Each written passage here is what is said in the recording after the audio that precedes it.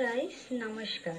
আজকে আমরা heap twist কি করে করতে হয় সেটাই শিখবো, বা হিপ ফ্রন্ট টু ব্যাক মানে সামনের থেকে পেছনে এটা কিভাবে করে আমরা সেটাই শিখবো। প্রথমেই assume the basic belly dance posture position. Okay, প্রথমেই আমাদের আগের নর্মালি বেলি ডান্স পশ্চার পজিশনটাকে নিতে হবে, বেন্ড করতে হবে, নিচটাকে বেন্ড করতে হবে, চেস্ট লিফট করতে হবে, আর লোয়ার অ্যাবসকে এনগেজড রাখতে হবে। ঠিক আছে, বেশি টান ধরিয়ে রাখবে না, নর্মালি যেমন আমি প্রথম ক্লাসে শিখিয়েছিলাম ঠিক তেমনি ভাবেই রাখতে হবে।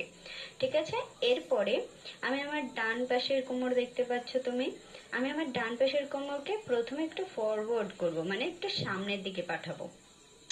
সামনের দিকে আমি যখন পাঠাবো বা টুইস্ট করব, তখন আমার চেস্ট কিন্তু নড়লে চলবে না। আমার চেস্টটাকে কি করতে হবে, নিউট্রাল রাখতে হবে, এক জায়গাতেই রাখতে হবে। ঠিক আছে, চেস্ট আমার স্টিল নিউট্রাল থাকবে।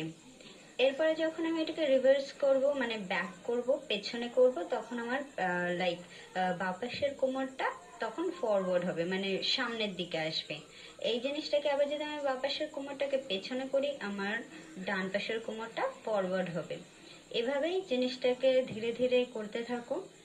আর মনে রাখবে, নিজ তোমার স্লাইটলি বেন্ড থাকবে, হাত স্টিল নড়বে না, আর চেন, হ্যাঁ, তোমার থুতনিটা হালকা উঁচুতে রাখবে। ঠিক আছে, আর এটা কিন্তু পুরোটাই হরাইজন্টাল মুভমেন্ট, এখানে কিন্তু কোনো হিপ আপ ডাউন কিছুই হবে না। ঠিক আছে, প্র্যাকটিস করো এটাকে বাড়িতে। প্র্যাকটিস করলে ভালো করে প্র্যাকটিস করো, দেখবে হবে।